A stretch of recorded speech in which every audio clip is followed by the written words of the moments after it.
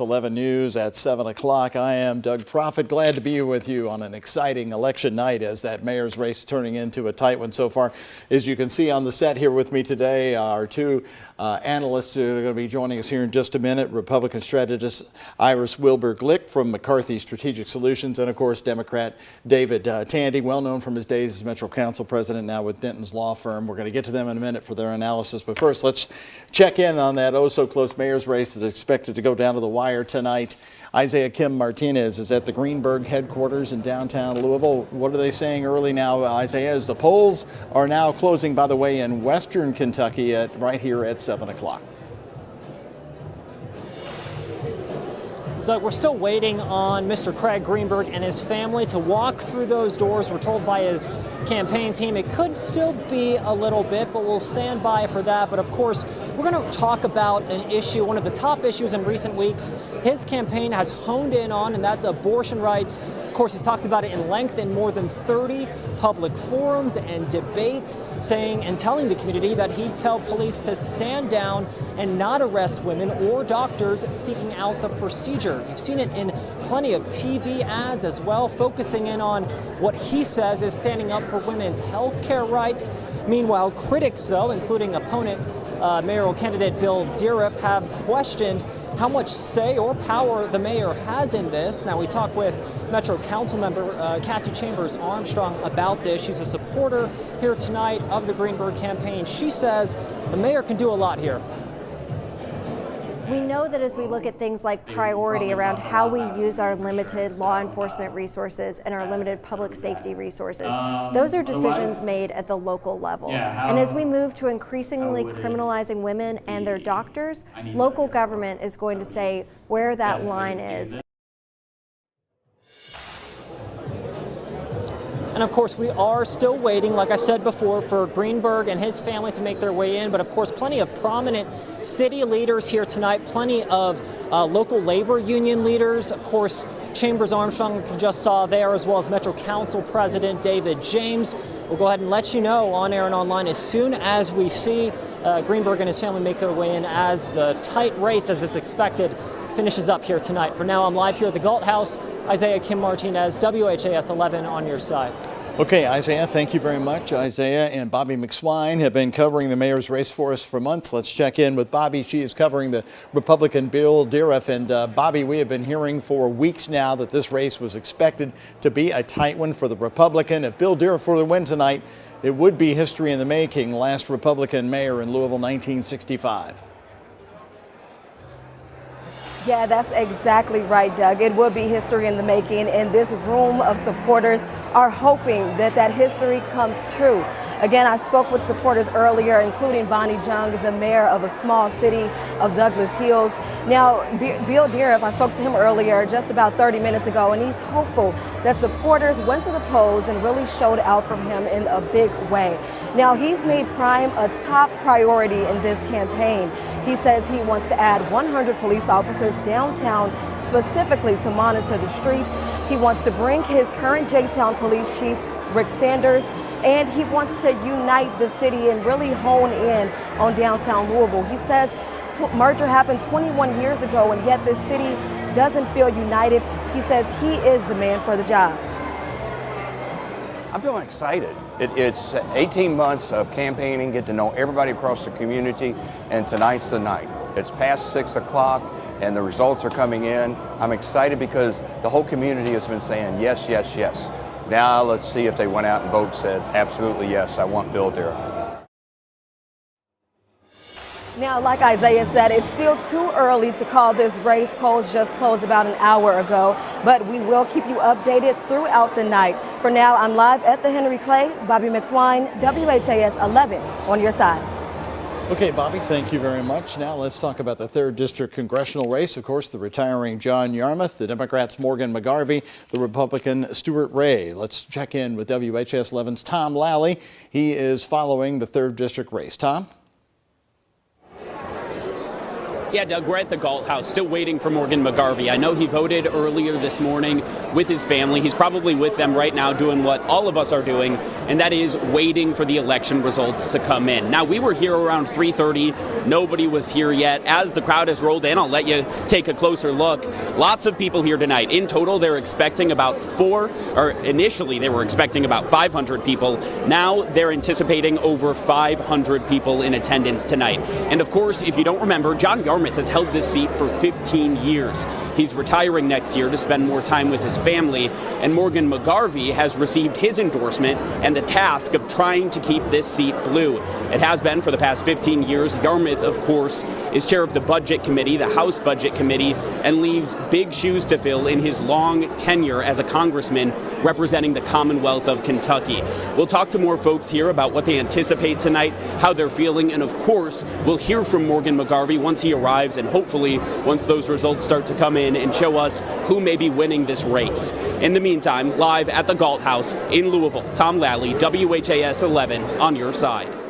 Tom, thank you very much. Grace McKenna is covering Republican Stuart Ray, the 3rd District candidate in this race. And of course, Ray was in the news earlier today as he revealed that his family received a death threat via text over the weekend, and also his campaign manager threatened this morning. Grace is joining us now, and she has more on how he is feeling tonight. Grace?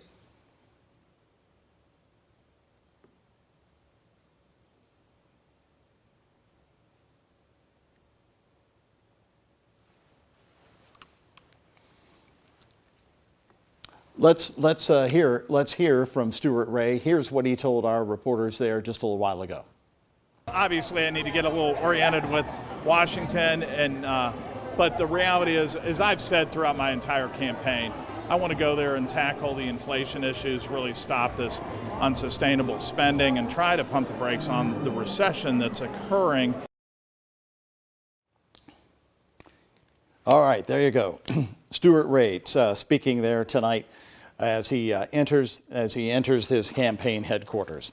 Now let's go down south of Louisville to Bowling Green, Kentucky, where WHAS 11's John Charlton is at the Bowling Green Country Club, where Rand Paul is set up to watch election results tonight. John?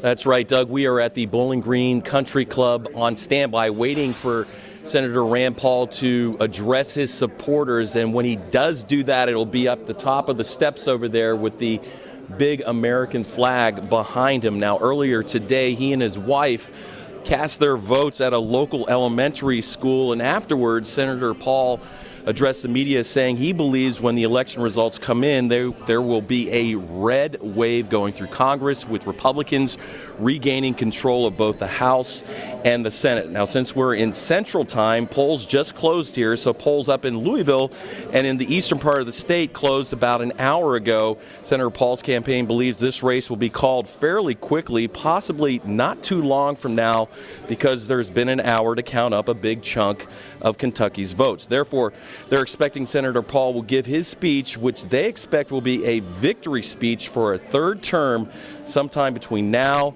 and 7 o'clock Central, 8 o'clock Eastern. Of course, once that happens, once he steps up there at the top of the steps, we will bring that to you live. Reporting live in Bowling Green, I'm John Charlton, WHAS 11, on your side.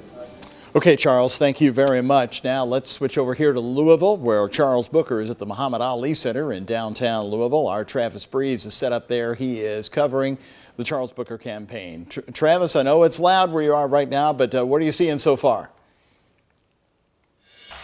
As you can tell, Doug, they are still in the party section of the event. They just started showing, they're showing the results right now for the first time. On our website, we see it as 2% reporting, and we see Charles Booker with a slight lead of 4%. Still very early. They are really only showing the results for the first time just now. We haven't seen Mr. Booker yet. We have seen his wife and his kids. His daughter was with the Real Young Prodigies on stage. They did a performance. So this is really still the hype up part of the night, but like John said in Bowling Green, we expect that we could get some results pretty quickly because of the time change. So we'll have to see when we transition to kind of the serious part of this event tonight when we get those results. But for the moment, the vibes are very high, and with the reporting, Charles Booker does have a slight So for now, I'm going to send it back.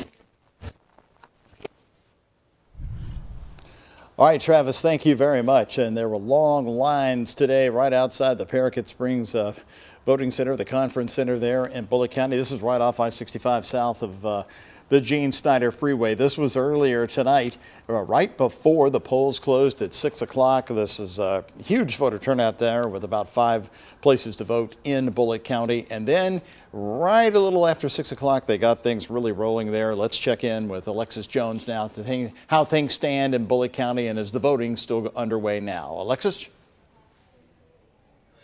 Doug, there's no longer a line here at the conference center, but here's a look of how long it was just an hour ago. Poll worker said that it wasn't a mistake and they didn't experience any issues. All of the people that were in line registered to vote here. Voters are wrapping up right now as we speak. One man said he's worked here at the polls in Bullitt County for over 30 years, and today was the first time he's seen voters casting their ballots past the cutoff time. I spoke to a few of the voters who were outside, and they shared how they feel about the huge turnout today. We didn't think it would be this big of a turnout, but we are very glad that everybody's coming out to cast their vote and do what we need to do. It makes me feel great, you know. I love that this much turnout came out because that lets you know that there's a lot of people worried about where this country's going. There are only 2 voters inside of the building right now, and once they leave, poll workers will start counting the votes. Live in Bullitt County for the last time, Alexis Jones, WHAS 11, on your side.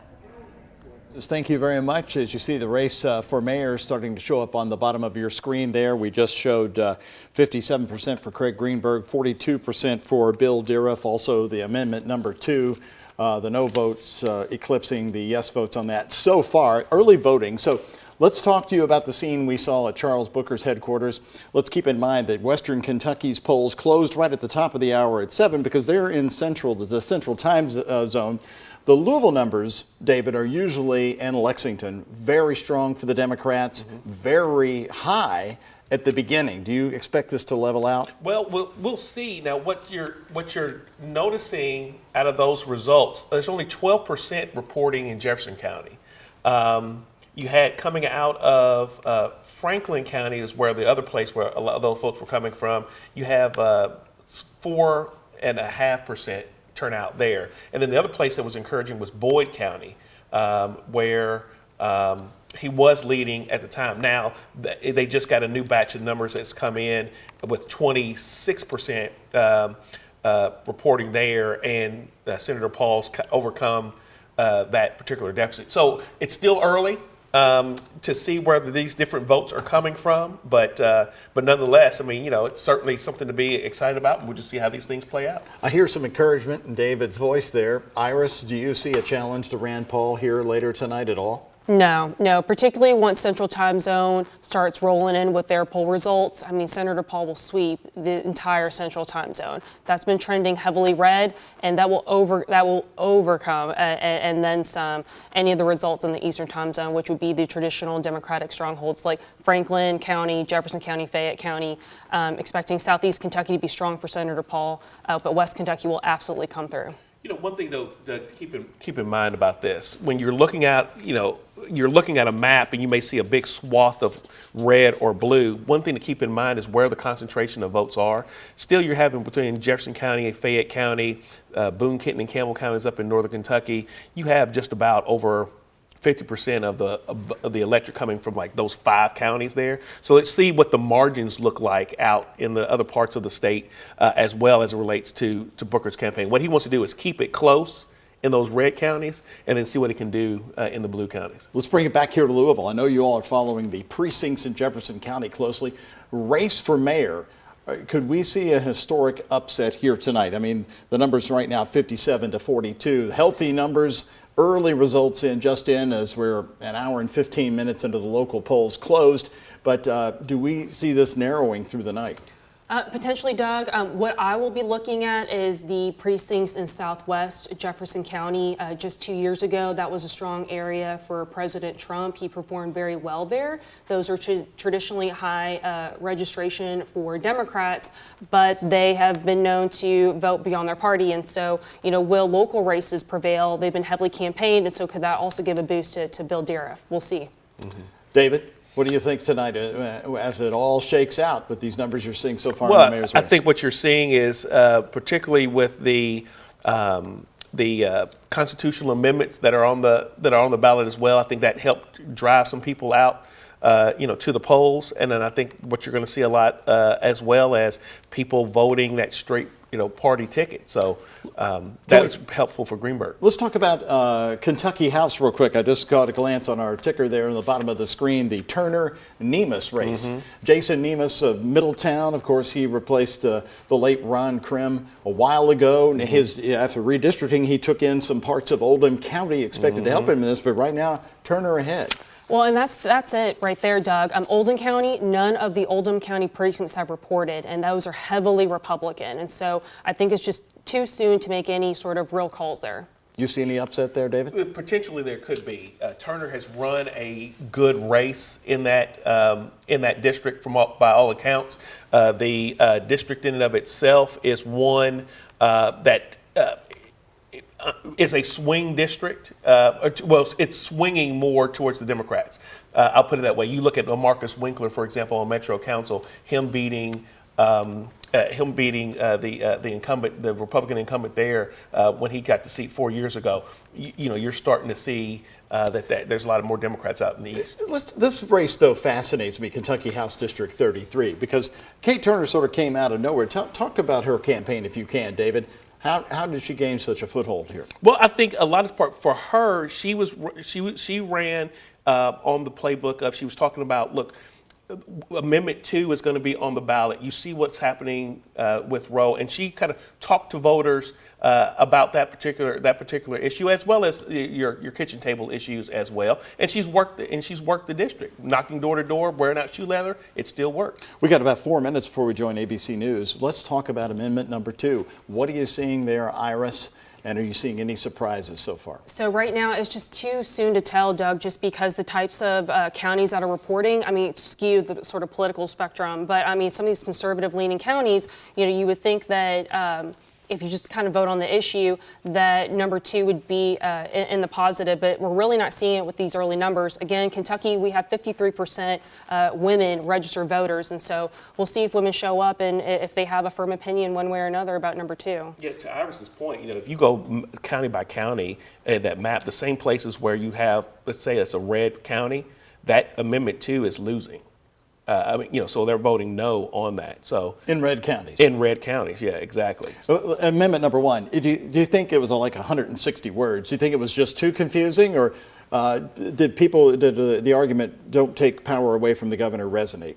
I don't think it was so much about taking power from the governor. The way the advertisements that I saw as it relates to that particular issue, they put it in the same language that Republicans typically do as they were talking about the COVID mandates. They said, here's another mandate where the legislature is trying to tell you what to do and tell us what to do, and et cetera, et cetera. Just in, Associated Press just called the Senate race at 718 for Rand Paul. Okay. Reaction? No surprises, Doug. Again, this is the 3rd time that Senator Paul has been on the ballot for the U.S. Senate race. The first 2 victories he experienced double-digit margins of victory. And so I'm expecting a strong finish tonight once the polls officially roll in with the results for the U.S. Senate race. Mm-hmm. Do you think Charles Booker says it's over yet? We'll see. There's still more counting to be done, but, we will see as the election results come in. I think Charles ran a great campaign. We'll stay true to the message and continue to deliver it, and I think he's got a bright future. There you have it. With 20% of the vote in right now on your screen, you'll see the check mark next to Republican Rand Paul as the Associated Press is calling that race for him as the polls closed in Western Kentucky 19 minutes ago. So here's the rundown, folks. We're going to take you to ABC News coverage covering the midterms thoroughly for you, coming right up on WHAS 11. Iris and David will be joining Shay McAllister at 8 p.m. on WHAS 11. whs11.com. And then we'll be back with local cut-ins here, your election updates continuing throughout the evening. I'm Doug Proffitt. Stay with WHAS 11 and follow those results on the bottom of your screen. It is your voice, your vote. You're watching those numbers count. See you down the line here on WHAS 11.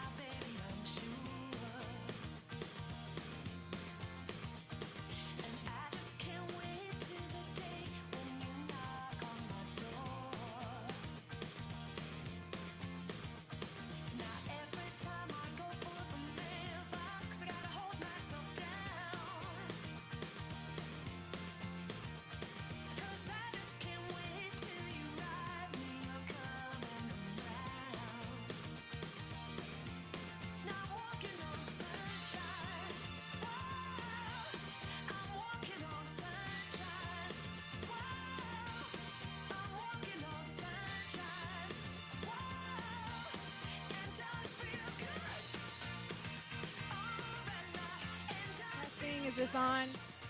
Okay, it's on. All right, everyone, we're going to get started in just a minute here. So if you are not already down here, go ahead and get down here. If you're inside, come on down. We're going to get started with the speaking here in just a moment.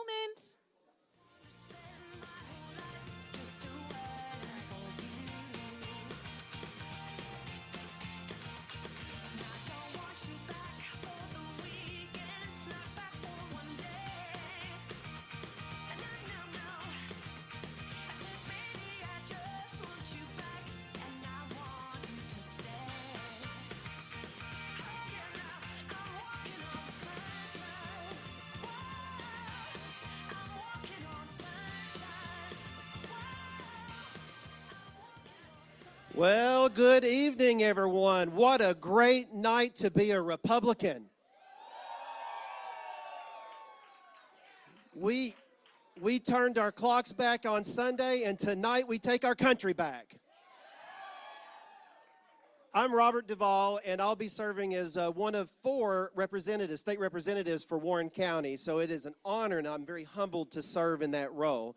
And as long as you allow me to serve, I can assure you that I will protect our values in Frankfort, and I will be a champion for religious liberty and for personal freedom. So that's my stance, and that's the way we're going to do it.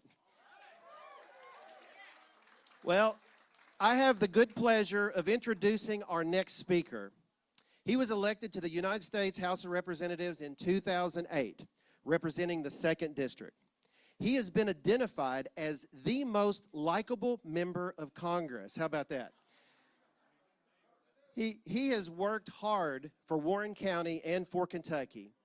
His style of leadership has produced much influence in the halls of Congress. Yet, he does not back down from a fight. And he cares about those he serves, and he simply gets things done. This is the guy that you'd want to have as your neighbor. This is the guy that you'd want to have as your friend, as your brother, as your father, even your grandfather. And we are blessed to have him as our congressman from Bowling Green. So here we go. Here he is. He's your friend and he's my friend. He is the United States Congressman for District 2, Brett Guthrie.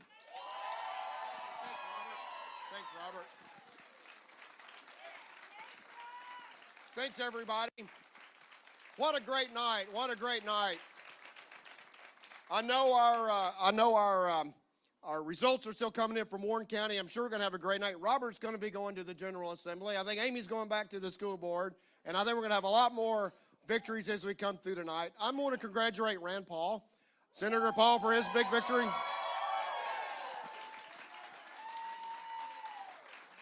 I remember I got elected right before Senator Paul, and I got to serve with his father.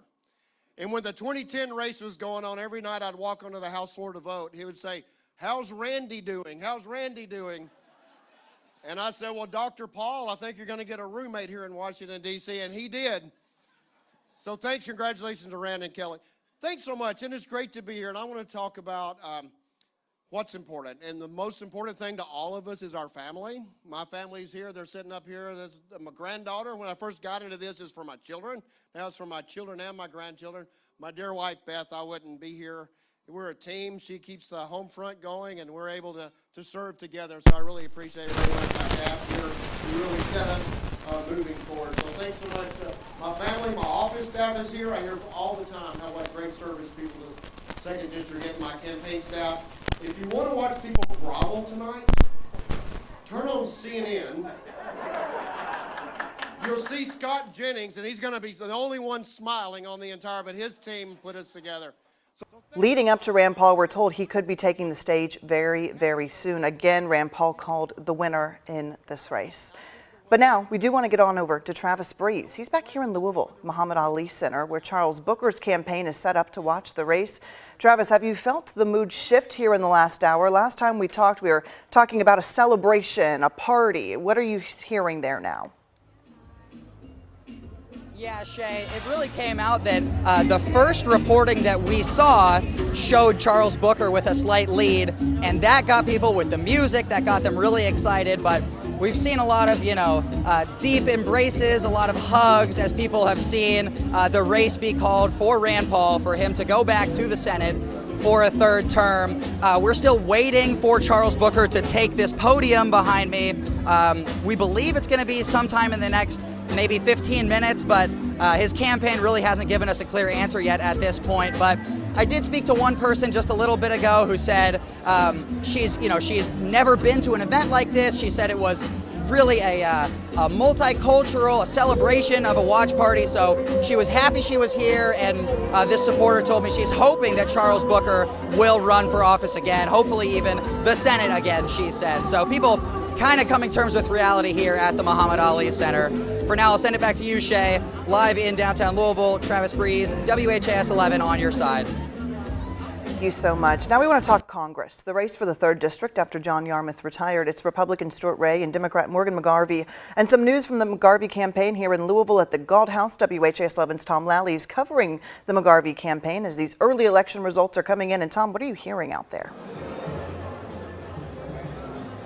Yeah, we're feeling anticipation out here. The room is just filled with Democrats. Lots of people showing up. We're expecting more than 800 people here tonight, though we haven't seen Morgan McGarvey yet. The biggest announcement we've had so far is the one that you mentioned already, Shay. It's that win for Rand Paul. State Senator Keturah Herron got on stage and recognized candidate Booker, saying that he had put on a great campaign. The crowd here cheered, and now we're turning our attention to the 3rd Congressional District. We're seeing that right now it appears that Morgan McGarvey has the lead. He's at about 67.3%, according to our website, with just under 25,000 votes. That's a 12,000 vote lead with less than a quarter of precincts reporting. So we're still waiting to see if Morgan McGarvey will be the next congressman for District 3. And of course, he would follow after John Yarmouth, who held the seat for 15 years and took the seat from a Republican incumbent, Ann Northrup. So will the seat go back to red or will it stay blue? That's what we're waiting to see tonight. So as we get those details, which we're expecting any minute now, we'll be sure to bring them to you. In the meantime, live in Louisville, I'm Tom Lally with the WHAS 11 News on your side.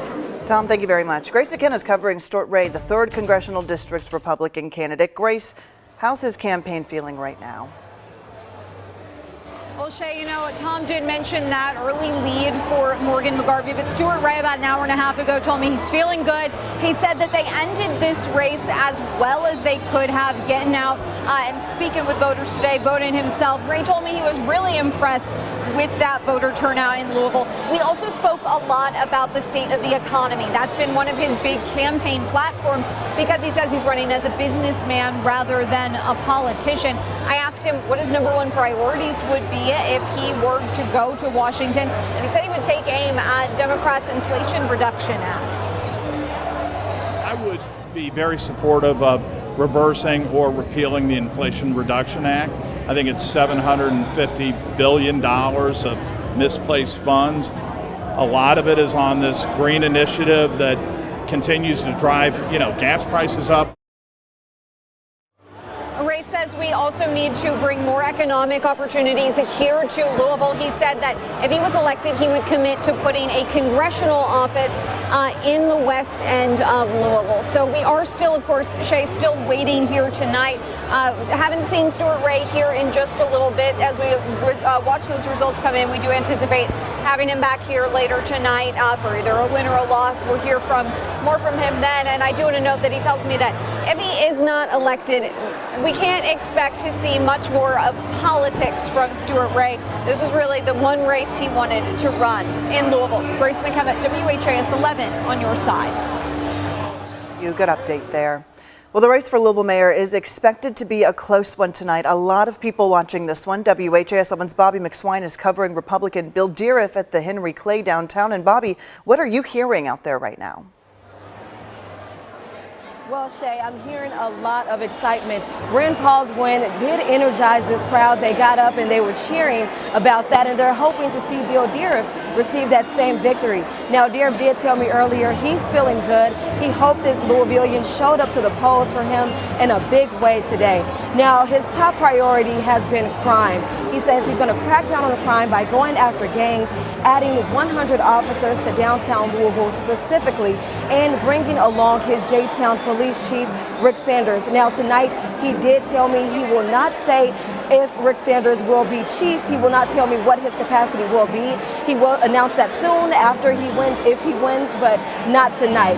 Now, he says other issues such as economic development can be traced back to crime, and he says he's the man to tackle the job. Win or lose, we had merger 21 years ago, and we've never united this whole community of Metro. And it's right now is the time to say we're ready to move this city forward, and this city will be the leader that everybody wants to follow and everybody wants to be a part of. Now, of course, back on crime, they said that 300 officers are needed in the Metro. LMPD has said that time and time again, and they said, Dariff and Sanders, that officers are ready to follow their lead.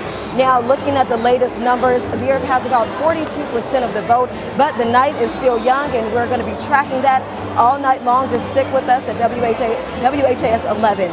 Shay, back to you. Bobby, thank you so much. We do want to join Isaiah Kim Martinez following the Greenberg campaign right now. Isaiah, it's a close race tonight. What are you hearing over at the Galt House? Well, Shay, his campaign team, tells me it'll still be a little bit before we see Craig Greenberg and his family walk into the ballroom with so much of the voting still to be counted. We're at about 12% right now. We're being told they'll likely wait a little bit longer until it's farther along before they step here, and no timetable to this point. Now let's talk a little bit about what we've seen up until this point, the past few weeks.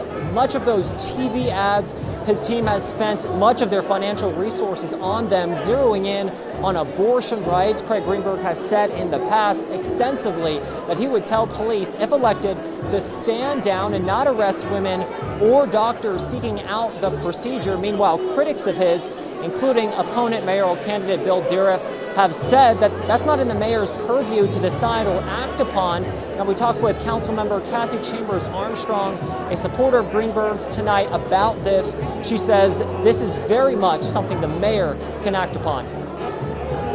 We know that as we look at things like priority around how we use our limited law enforcement resources and our limited public safety resources, those are decisions made at the local level. And as we move to increasingly criminalizing women and their doctors, local government is going to say where that line is. And experts who've analyzed the polling closely expected a tight race coming into tonight. And as we monitor those results going forward, we'll see just how tight and just how close those results get. For now, I'm live here at the Galt House. Isaiah Kim Martinez, WHAS 11 on your side. All right, Isaiah, thank you so much. As we continue to follow results coming in right here on WHAS 11 News, we want to talk Amendment 2. It would ban abortion in Kentucky because it would clarify some words in the Constitution. We want to bring in our political analyst here now. First, Iris, let's start with you. It is tight right now. What are you seeing? Right, with some numbers in less than 18%. I mean, we're looking at 60-40 no to yes. And so that is quite interesting, particularly when you look at traditionally conservative counties with their early reportings in. They are not supportive of constitutional amendment number 2. So I think that's very interesting. And so those that just automatically assume that, predominantly Republican areas would be secure places for this constitutional amendment, we're not seeing it so far. And David, I want to talk to you because we are talking about Fayette County traditionally comes in quick, not reporting quite yet. What could this be about? What do you make of this? It could be, a number of things. I wouldn't try to read into anything just yet on any of these election results. You've got, with the heightened sensitivity that people are having as it relates to how votes are being counted and reporting and things of that nature, you may have some of these our county clerks wanting to be extra cautious and taking their time in terms of releasing some of this data. So let's just try to take it all in stride and keep on going from there. Let's talk about the mayor's race. Something that we have said all day long, really all throughout this campaign trail. It would be a close race. It really would come down till tonight. And actually, we're going to be tossing out to Rand Paul, who we know has been called in that race. We're going to go ahead Okay.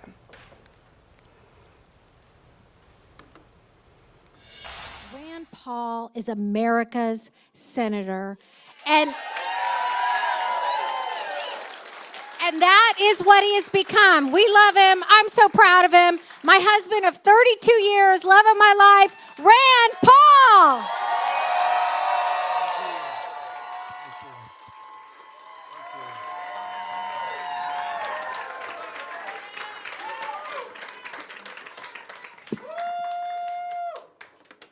Thanks for coming out to Dr. Fauci's retirement party.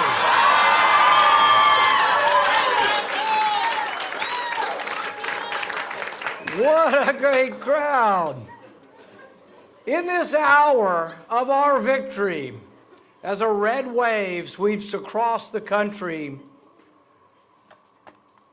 and America chooses a different direction, we need to remember that we don't come together to celebrate the concentration of power. We come together to rejoice in the dissipation of power.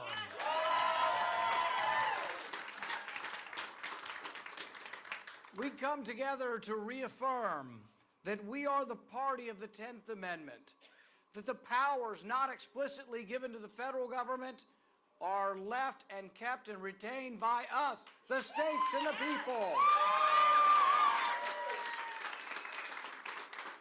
We come together under the belief that government is instituted among men and women to preserve our God-given freedom, period.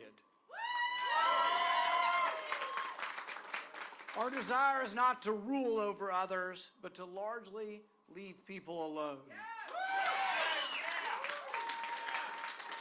It is this system of constitutional checks on power that has allowed America to become the freest nation ever known. With freedom has come great prosperity, but we do not choose freedom because it makes us rich. We choose freedom because it's a part of our very nature. America is not only the richest country in the world, but we are also the most generous. Private charity in America is unrivaled worldwide. Why? Because we truly believe we are our brother's keeper.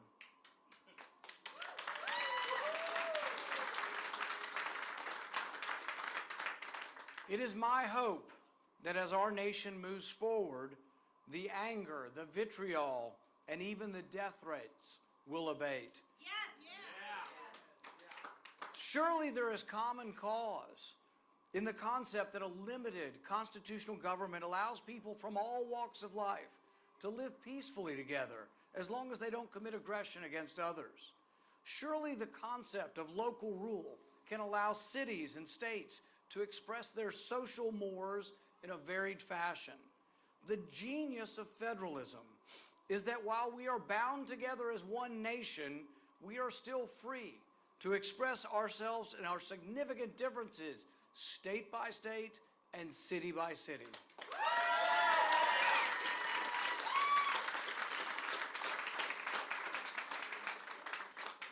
Liberty, or the absence of government intrusion, should allow people of widely differing beliefs to live together, each according to their own beliefs.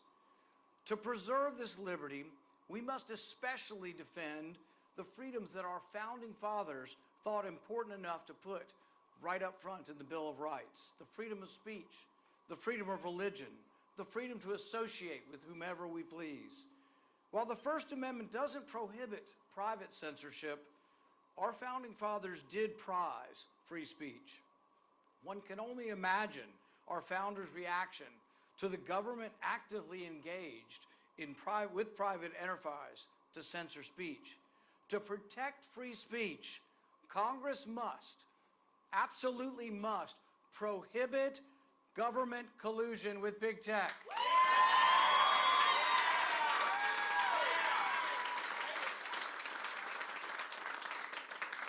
If America cares enough about protecting free speech, Americans should reject, and if need be, boycott companies that censor our speech.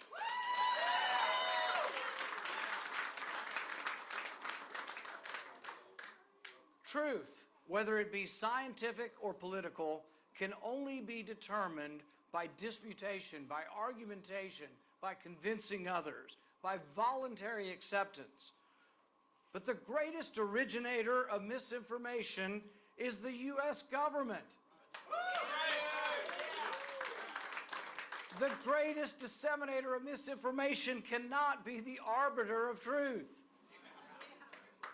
Both left and right need to wake up and acknowledge that government should never be allowed to create any entity that even remotely resembles a ministry of truth.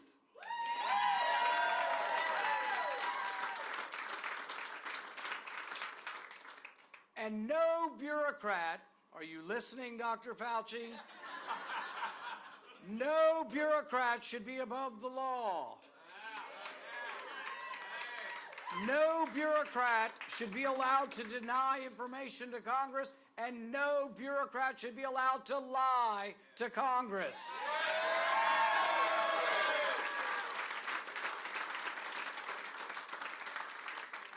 When I return to the Senate as chairman,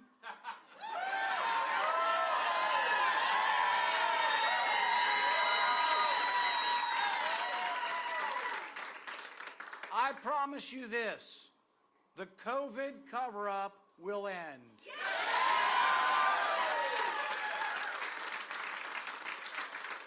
And I promise you this, I will subpoena every last scrap of paper from our friend, Dr. Fauci.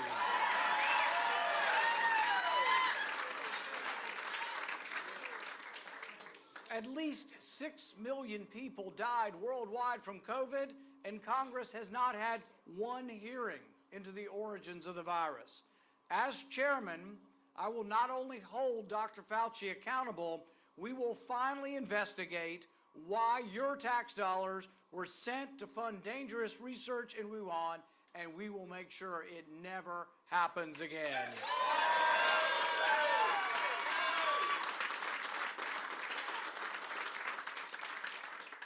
Tonight, in this hour of victory, let us make common cause with our adversaries, to agree to disagree, to reject and respect our differences and leave the anger behind.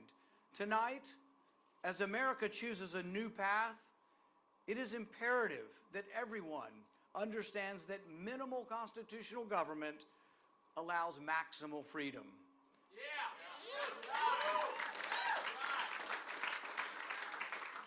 Liberty should bring people together because each and every citizen is left alone to enjoy their own personal freedoms. Liberty is that great harmonizer that allows us to live together despite our differences. So as we savor our victory, let us remember that tonight is really a victory for everyone who holds dear and cherishes their God-given liberty, the liberty that makes America that shining beacon of hope to the entire world. Thank you.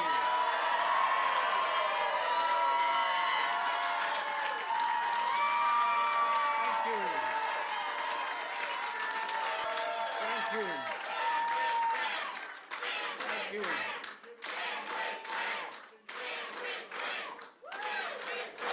Thank you. Thank you all for coming. Thank Congressman Guthrie for being a part of this celebration tonight, and all the others, newly elected Representative Duval and others, and all of you came. I want to thank my campaign staff for doing a great job. I want to thank Doug Stafford, who's been with me for 3 elections. At about 4 minutes from now, we'll have another local cut-in, and we'll be joining John Charlton, who is covering Rand Paul there at the Bowling Green Country Club, coming right up. So stay here with us.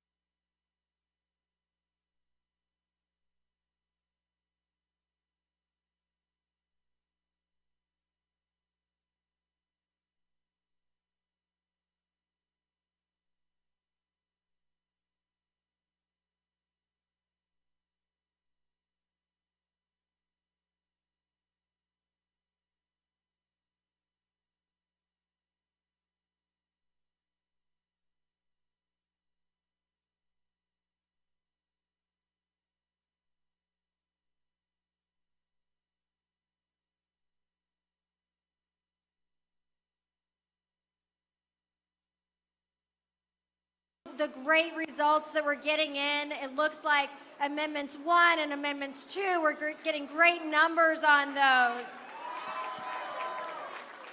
Give it up for all the great work from Protect Kentucky Access on Amendment 2. They've done incredible work. We're also getting some great results in our House districts here in Louisville and also the Northern Kentucky races, seeing some great numbers in our Metro Council races here. So please, let's give it up one more time for all of our candidates.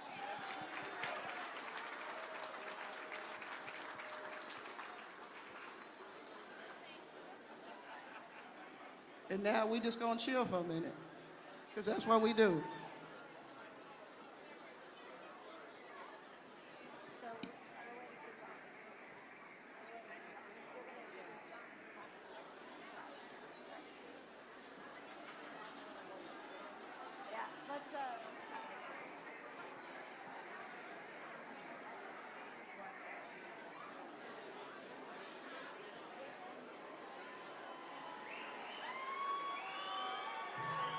Yeah. Oh, hey, everyone. It looks like that our Congressman, John Yarmouth, has walked in the building. Everyone give it up for Congressman John Yarmouth. Yeah, no, he's going to come up. So you're going to introduce...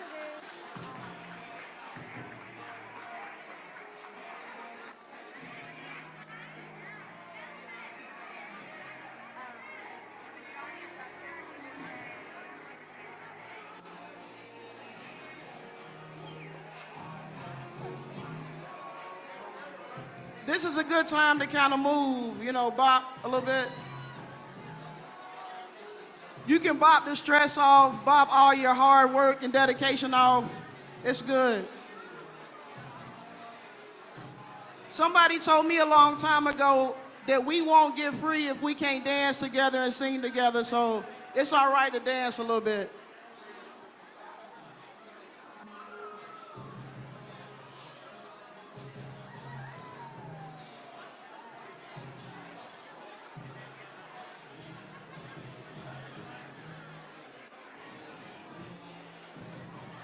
Y'all, please give a big round of applause for our Congressman, John Yarmouth, for all of his hard work and dedication.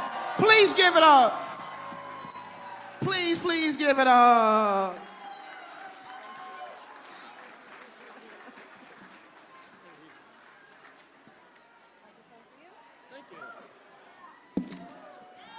Hello, everybody. Thank you, Louisville. This is the 9th time I've stood with you on election night and opened a speech with those 3 words, thank you, Louisville. And I've meant it every time with every fiber of my being. You've shown up time and time again in all manner of conditions to fight for our values, our community, and our country. Of course, tonight is about me. And honestly, it never really was. A lot of my colleagues, especially after they've been in office for a while, they struggle with hard decisions. Competing interests, competing values. All I ever had to do was listen to my community and Louisville. And you were not subtle. You demanded justice, you demanded equality, you demanded a government that stood for working people to get a leg up, not one that enriched the wealthy and the powerful. I've fought hard to deliver wins for your values. You deserve a congressman who will fight for you. You deserve a champion. And Louisville, you just elected one.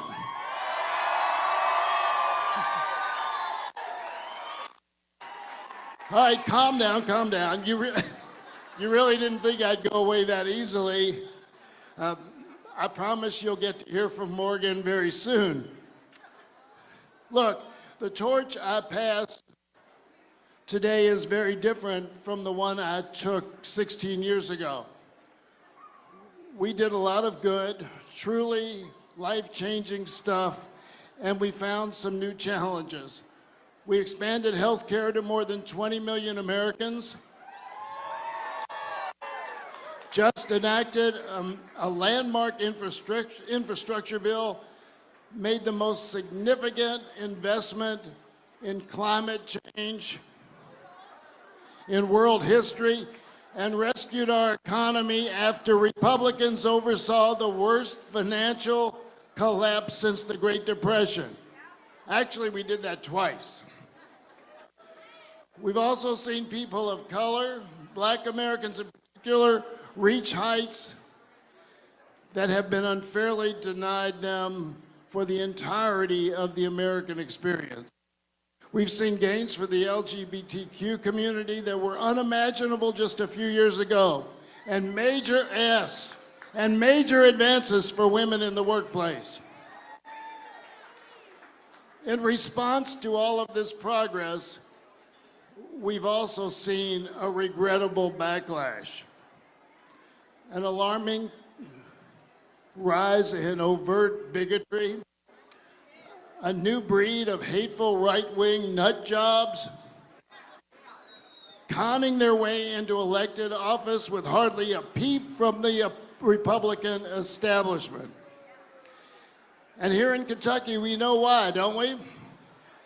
Because our senior senator, their great enabler, decided he was willing to trade American democracy for right-wing judges and millionaire tax cuts. Mitch admitted that Donald Trump is the greatest threat to American democracy, and then he pledged to support him if he's the nominee for president. Think about that.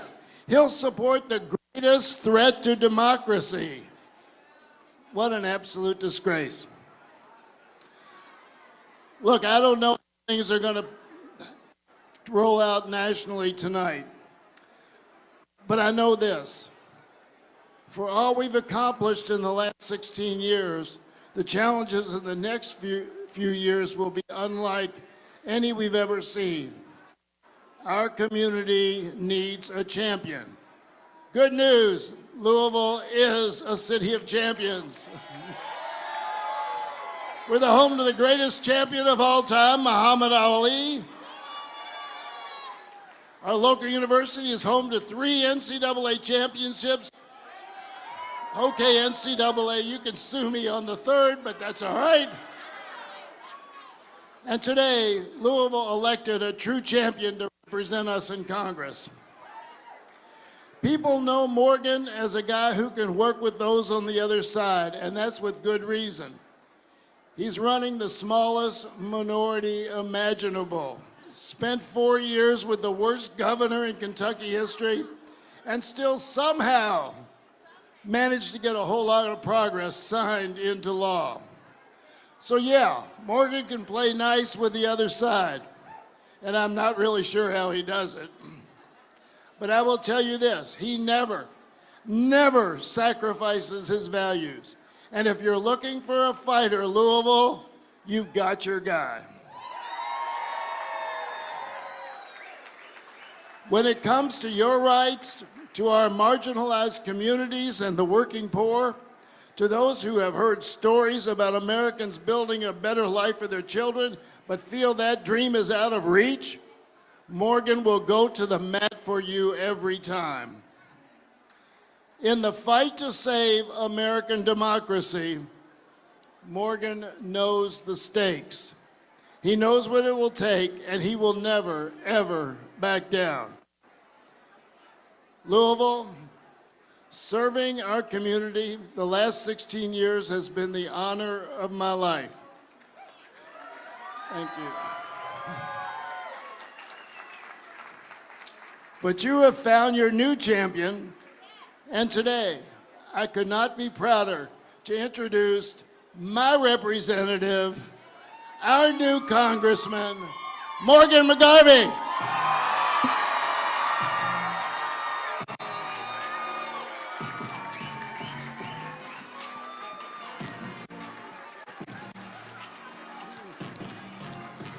He's probably talking to the president right now. I don't know.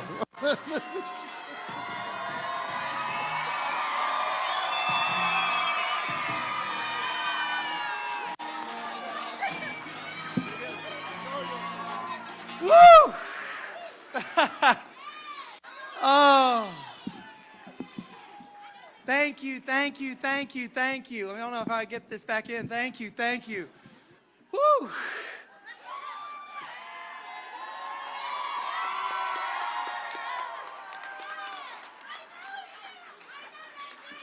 Thank you, guys. Thank you. What an amazing night this is. What a tremendous honor it is to be the next congressman from Louisville and be our Democratic voice in Washington.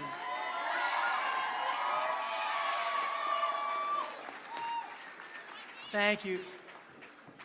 There's Greta.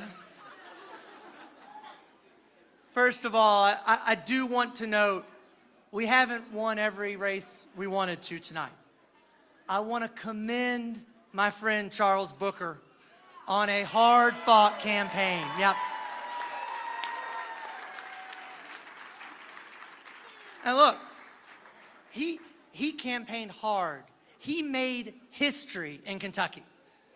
And while the votes didn't go our way in that race tonight, I believe we are truly all better off for his candidacy and his campaign.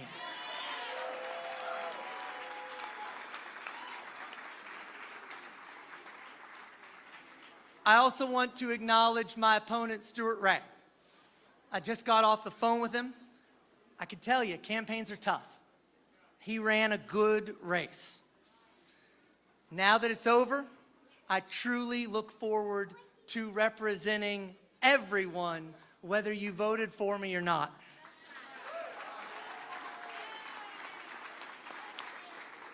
To paraphrase the old spiritual, from Louisville to Frankfurt and now to Washington, I am glad to be in your service one more time.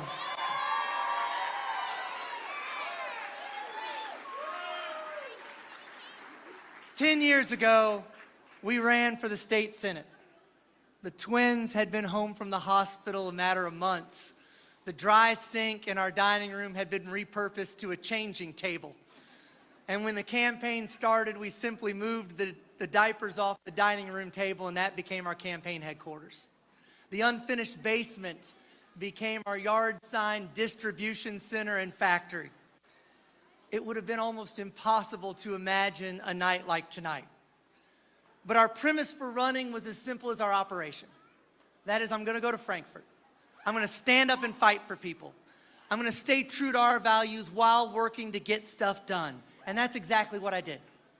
Despite serving in the super minority every single day I was in office, I was leading the fights on key Democratic issues, even being elected Democratic leader of the Senate when a guy named Matt Bevin was governor.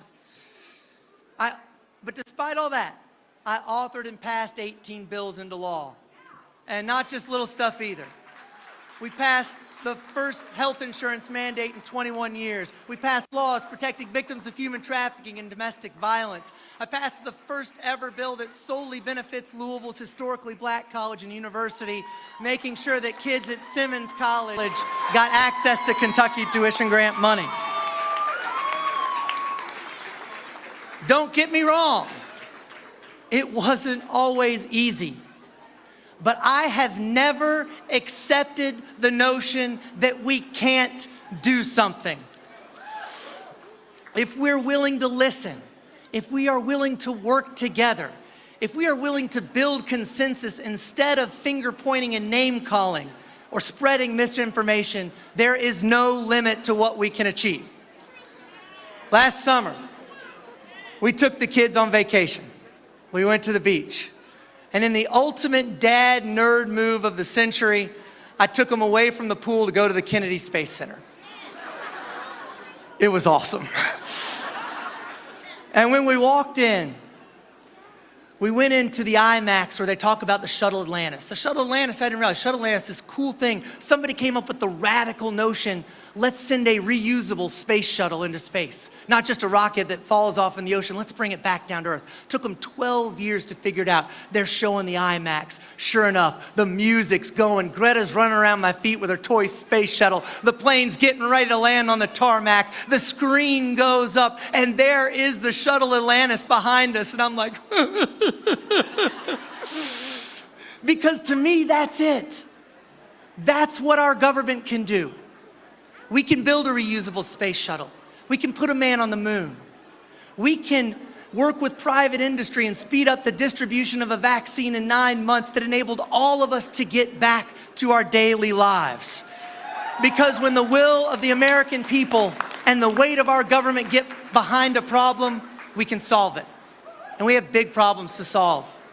We still must continue to help people lower costs, starting with prescription drugs. We can combat the immediate threat that is climate change.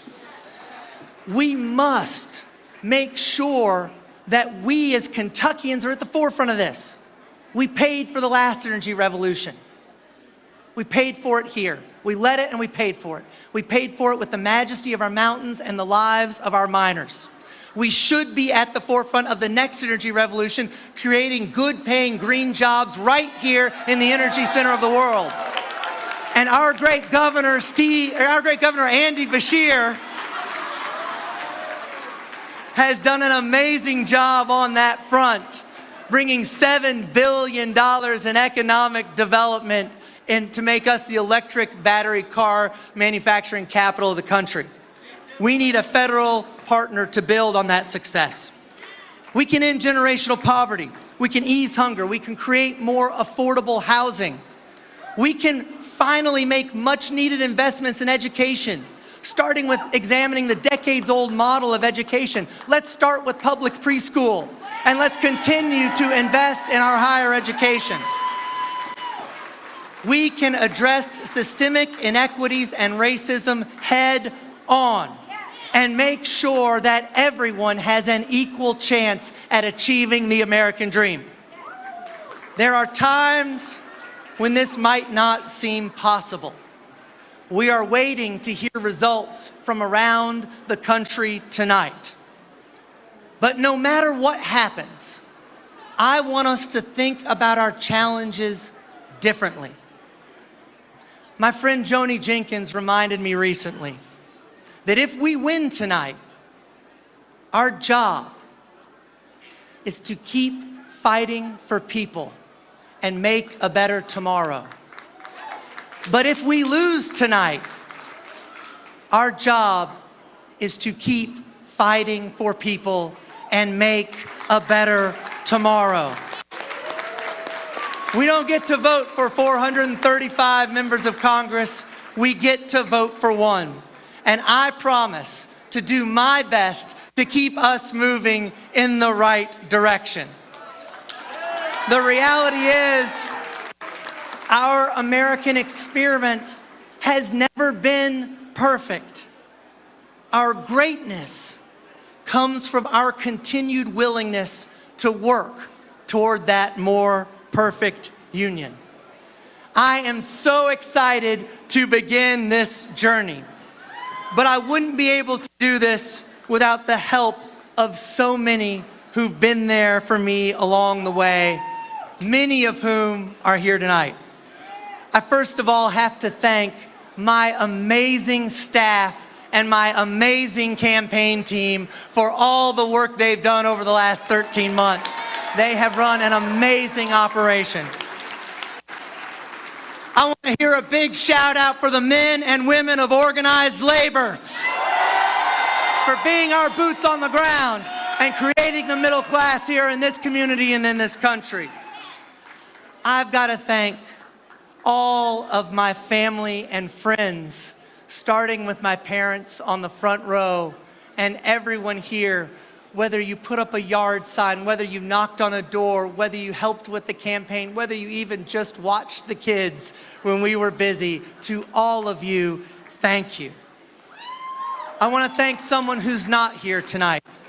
And for those of you who knew him, my friend David Hopp, while not physically present, is here tonight as well, and I thank him. I want to thank Congressman Awesome, John Yarmouth,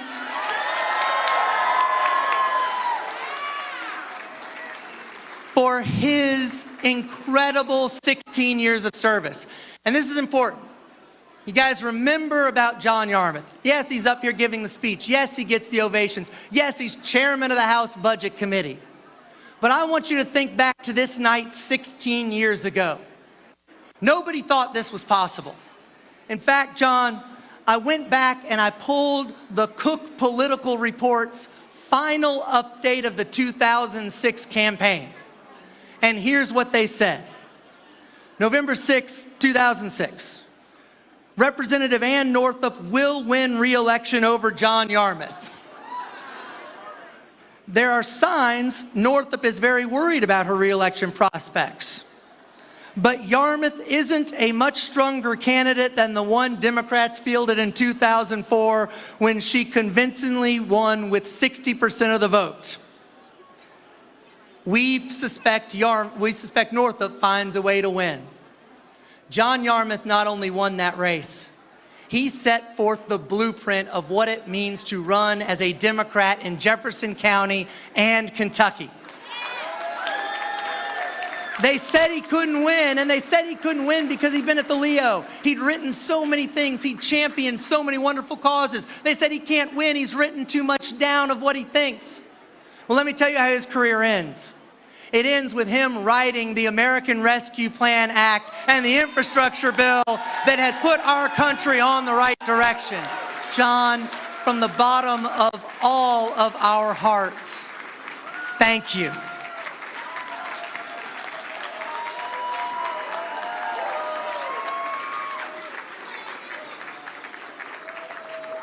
And last, but certainly not least, I want to thank my family. The reality is you do not run for office alone.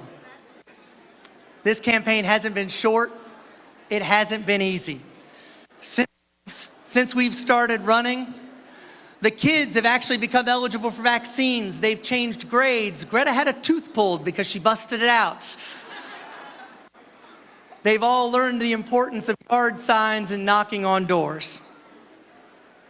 And then there's Chris. I'll tell you, of all the speeches I've given, of all the parts I've written, this has been the hardest. It seems perfunctory to thank a spouse. There is nothing perfunctory about Chris Danner McGarvey.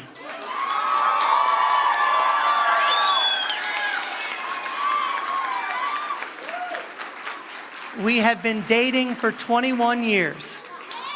She is the love of my life. She makes me better in every way, whether she's challenging or praising, and mostly challenging. She is the breadwinner of our family. She does the invisible work that so few people get credit for, because she's the one who keeps track of the soccer schedule. She's the one who gets contacted for play dates. She's the one who's worried about whether the uniform's clean or the lunches are made. And she does it all without anybody seeing her sweat. She quite simply is the star that keeps the rest of us in orbit. And we couldn't do this without her.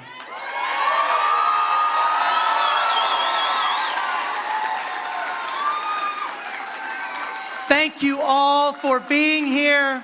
Thank you all for your support. And we look forward to being your representative in Washington. Thank you.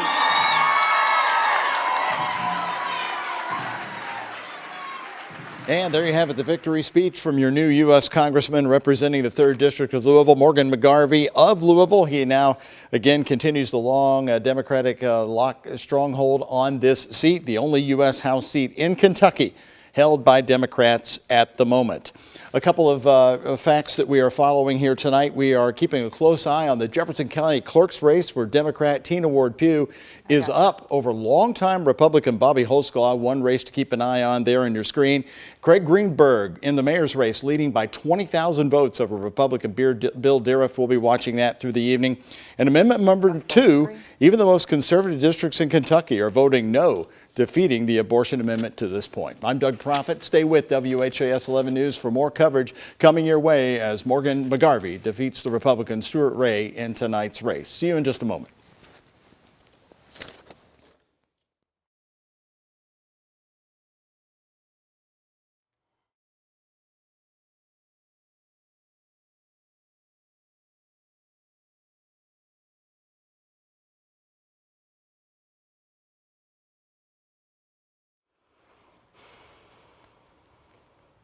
Thanks so much for joining us right here, digital, WHAS 11 Plus. If you're on YouTube, WHAS11.com, we're happy to have you. I'm Shay McAllister, and we have news right now from the U.S. Senate. Morgan McGarvey, your new senator from right here in Louisville. The race has been called. He just gave his speech, his family by his side, an emotional thank you coming from Morgan McGarvey. We do want to get right out to WHAS 11's Tom Lally, who's been covering this race as the race was called. Tom, what are you seeing at the Galt House right now?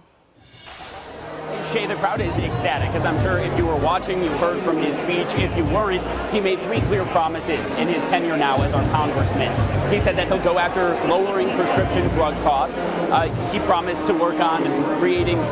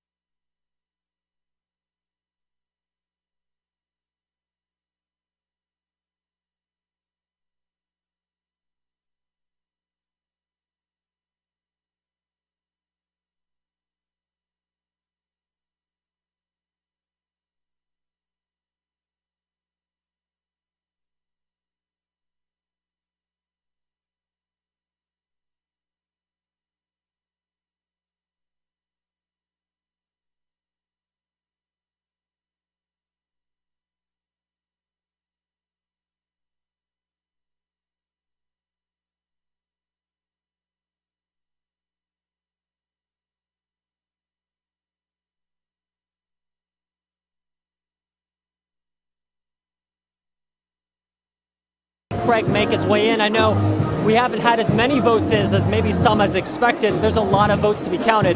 What are you hearing? I know you've been texting with them. I'm hearing that we are ahead, and I expect to see Craig Greenberg here in a very short period of time. And I'm very excited about the new leadership that we're going to have for our city. How tight do you see this, the results being? What have you heard up until this point? I've heard that the turnout has been very good for the county, that the race is very close, but Craig Greenberg is ahead, and I'm very excited to see that that's happening.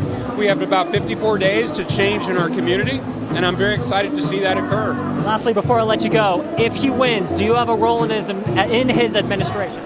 I'm here to help Craig Greenberg any way I can. Hello, everybody. I am back Anything again. else, I'm just here to make sure that our city moves forward however I can help it move forward. Appreciate your time, David. Thank you so much. Shay, we're here at the Gold House. We'll keep you updated. Send it back to you. Isaiah, thank you so much. WHS 11's Bobby McSwine's covering Republican Bill Deariff at the Henry Clay downtown right now. Let's get right on over to Bobby. Yes, Shay, I'm here at the Henry Clay, and I'm joined by Councilman Anthony Piaggianini, District 19. Now, of course, you're here because you support Bill Deariff, you believe in him. Tell me how you see him working with Metro Council if he's elected. Yeah, first of all, one of the biggest problems we've had under the Fisher administration is acknowledging this is a big county. This is a big city. There's a lot of activity outside the Waterston. My entire district, other than a small portion, is outside the Gene Snyder. Right, so I think Bill has a great perspective on that and will literally work across the county with every community, West End, South End, Downtown, East End, to really make sure everybody's getting the services they deserve. And we've seen some wins and some losses tonight. How do you feel right now? Really good, very positive. I mean, I think we're going to see some movement on Metro Council. Bill's in a very competitive position right now. Bobby Holsclaw in the clerk's office doing very well. So, yeah, I mean, we wish well to the congressman-elect, but we're very excited to see Senator Rand Paul getting another 6 years. And we're looking very positive about what's going on right now for our local races. All right, thank you so much, Councilman. Thank you. Well, I'm live here at the Henry Clay. We'll keep you updated online and on air. Back to you, Shay. All right, Bobby, thank you so much. Back here in the WHAS 11 studio, I do have political analysts with me. We have first David Tandy, Metro Council President from a time ago, our Democratic analyst tonight, and also Iris Wilbur-Glick with McCarthy Strategic Solutions. So we're going to talk about the mayor's race first. The numbers you guys are seeing, and then particularly, do you think we have a long ways to go? Yeah, I mean, well, yeah. There's still more vote that needs to come in that we need to see, and to see if the trends are still moving in the same direction that they have been in the past. What we've been seeing in numbers that we've seen thus far is there's about a 20,000 vote difference between Greenberg and Deariff in the last two iterations of returns. What's interesting, what we're seeing is we're seeing numbers in other races that are locally that are coming in and are more current, but the mayor's race seems to be lagging behind. I don't know what the cause of that is, but it's interesting, and we're taking a look at that, and we're also looking to see if from trend lines as it relates to percentages of votes, if that holds true or not. Going to the county clerk's race, we've seen a big dump of votes that come in, and you're only talking about less than 300 votes difference separating Tina Ward-Pugh from a Barbie Holsclaw. Wow, that is very tight. Is that something you guys were anticipating? Yeah, I think this race was going to be one of the races to watch, in my opinion, because you have Bobby Holsclaw, longtime county clerk, been serving in that position, had a number of Democrats who liked her, supported her, appreciate the job that she's been doing. And of course, then you have Tina Ward-Pugh, high name recognition in the county. And so we'll have to wait and see. With just about a minute and a half left to go, I want to touch on Amendment 2. Iris, what are you seeing? And we were talking about this particularly in other parts of the state, more traditionally conservative parts of the state. What are you seeing here? Right, so we were expecting that the urban core centers would be overwhelmingly opposed to Constitutional Amendment number 2. And so, folks that were proponents of it would need to run up the score in rural parts of the state that typically lean heavily conservative, and we're not seeing those numbers there. We're seeing numbers that squeak by in some of these solid red counties. Others are voting no. And so where you can sort of make up some ground, we're just not seeing it. You can see it right there, 55% no, 45% yes. Were you anticipating this? Did you think there was a chance that the yeses would come through because of those more rural outlying areas? Absolutely. With national trends really motivating conservative voters to mobilize, it's not translating. And it could partially be that the ones that are adamantly opposed to number 2 know to flip the ballot over and know exactly what to look for, where others who perhaps passively supportive didn't follow through on the ballot participation. Okay, thank you two so much for your analysts. We appreciate it. Thank you for your work. They're going to stay with us through the 11 o'clock news tonight. And of course, Doug Proffitt is back at every half hour and quarter hour, just in about 5 minutes on WHAS 11. And he will see you then.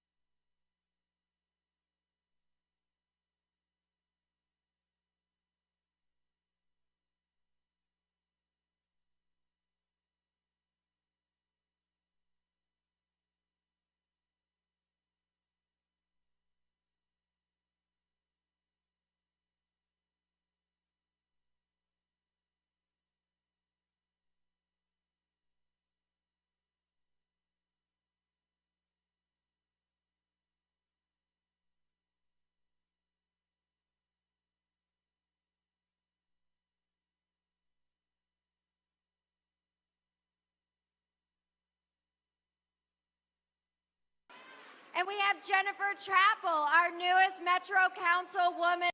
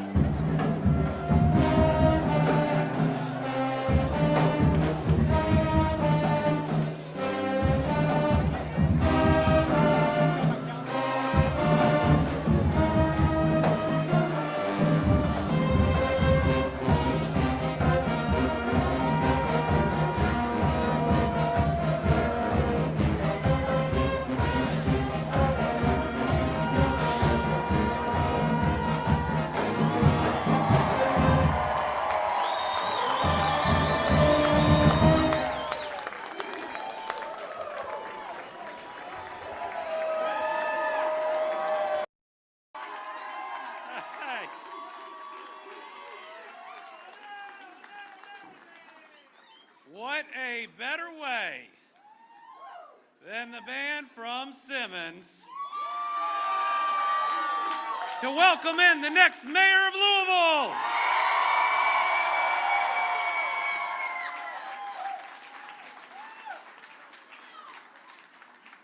I am proud to be the first person to run for governor in forever that was proud to say he was from Louisville. His kids were born in Louisville, and he raised them in Louisville. I love this city. It's important to me, and that's why I'm thrilled that you have elected an incredible mayor in Craig Greenberg.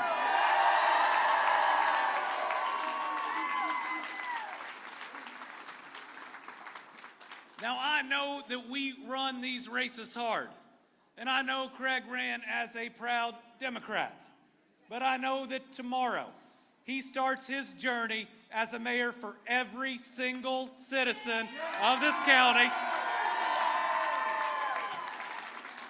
that he is going to earn the faith of every single citizen of this county, and he is going to do us proud.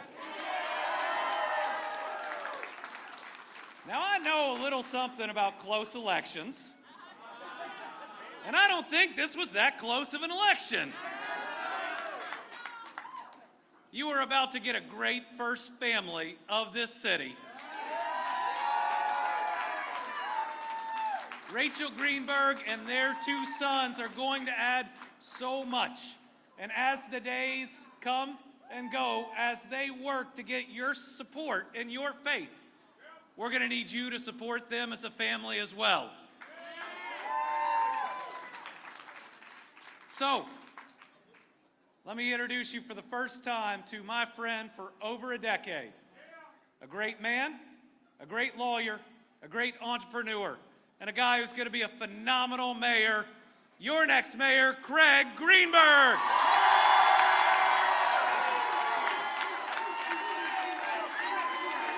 Thank you.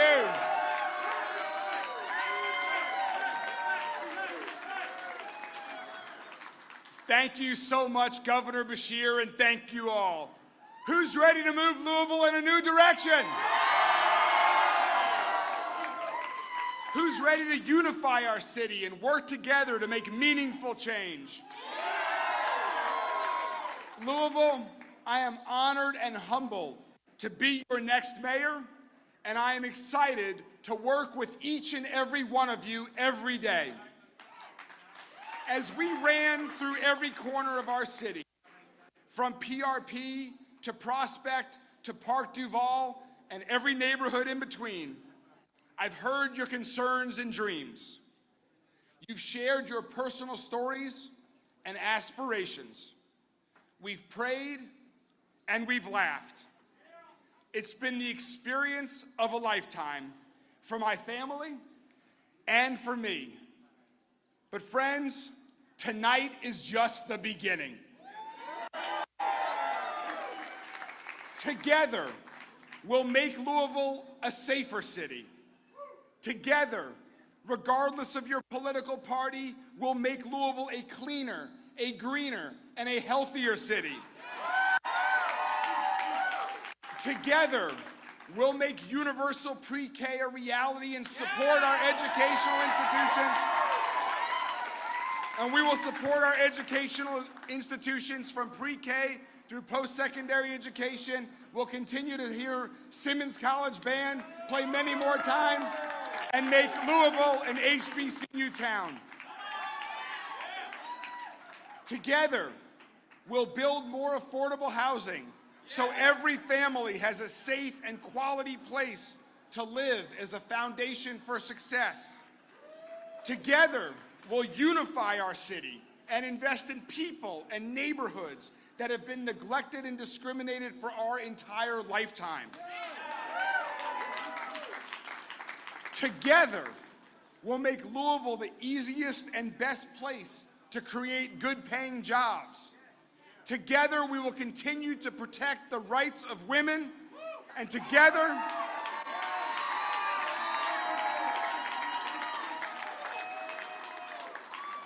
Together, we will simply move Louisville forward in a new direction. The time for politics is over.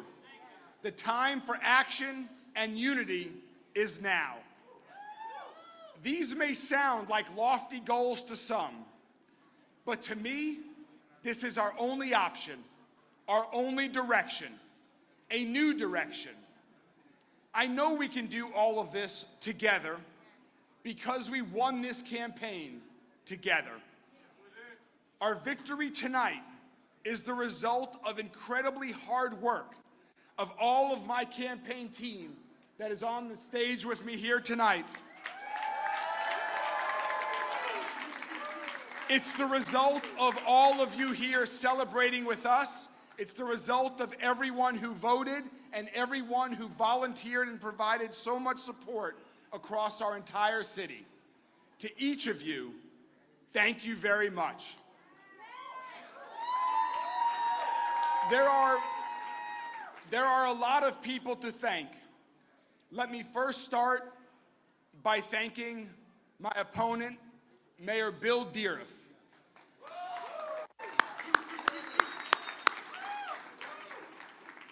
I just had the honor of speaking with Mayor Deeriff, and we each congratulated each other on a hard-fought campaign, and we each look forward to continuing to move Louisville forward and working together to address these challenges that we've been all talking about during this entire campaign.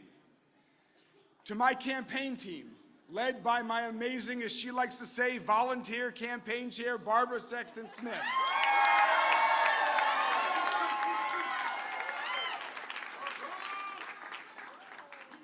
We as a team have been through so much together, far more than most campaign teams ever want to go through together.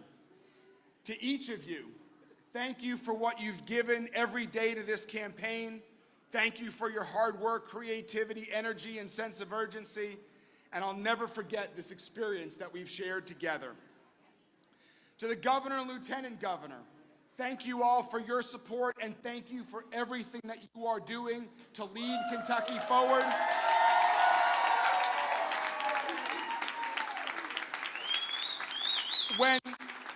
When I talk about getting to work tomorrow, it's for the city of Louisville, it's for the state of Kentucky, and one of the things we're going to be working on is getting you all reelected next year.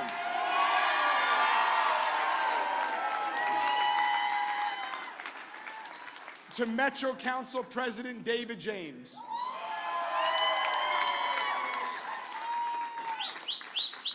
Thank you so much. I have not only learned a lot by working together, but by becoming your friend, and I look forward to working with you and every one of your colleagues on the Metro Council, regardless of party, to address our challenges and move Louisville forward. Thank you so much, David. Todd, to you and every one of your colleagues in organized labor, thank you for the amazing support of the over 100,000 hardworking men and women in Louisville. It is greatly appreciated, and I look forward to working together. To every volunteer, to every contributor, to everyone who knocked on a door, to old friends and new friends, to everyone who voted, thank you. To our new U.S. Congressman,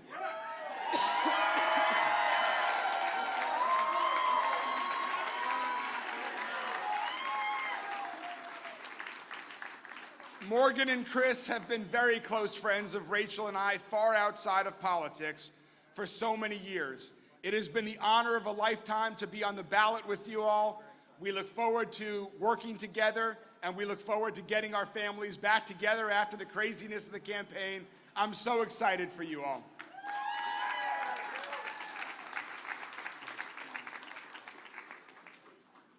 A special thank you also to former Mayor Jerry Abramson. Following a field trip in 8th grade to Mayor Abramson's brand new office in City Hall, that served as the inspiration to me to start thinking about getting involved in public service, and to think from that field trip in 8th grade to being here tonight is just truly a dream come true. So thank you, Mayor Jerry. And finally, to my family.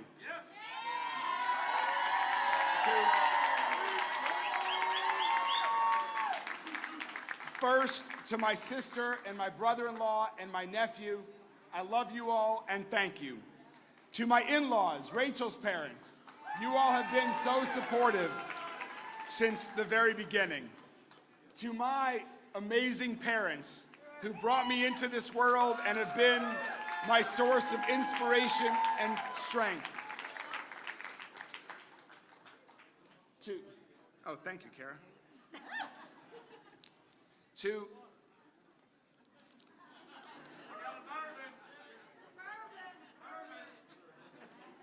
Daniel and Benjamin.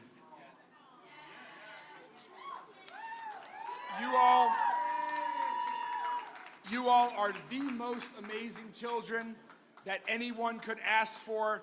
You have not only been supporters, but you have been amazing advisors. I have said repeatedly that all of us running for office, in elected office, in any leadership position should be listening more to the younger people in our community. It starts at our dinner table at home. It starts with our family text. You all are truly amazing. And finally,